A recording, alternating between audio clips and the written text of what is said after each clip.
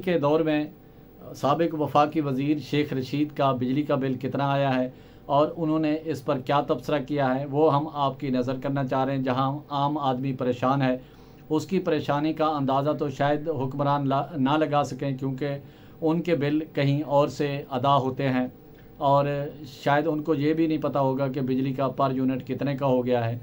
बहरहाल एक आम आदमी तो परेशानी से दो चार है। जब शेख रशीद से पूछा गया कि उनका बिजली का बिल कितने का आया है या आम आदमी की क्या परेशानी है, तो उन्होंने इस पर क्या तबसरा किया वो हम आपकी नज़र करना चाहते हैं।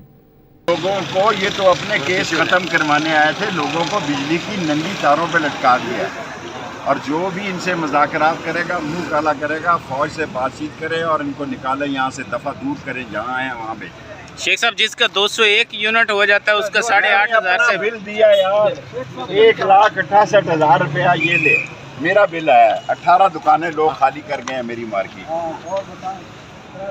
ये 1,68,000 रुपया एक एसी चलाता हूँ, ना बीवी है ना बच्चे हैं। ये ले जाओ साहब।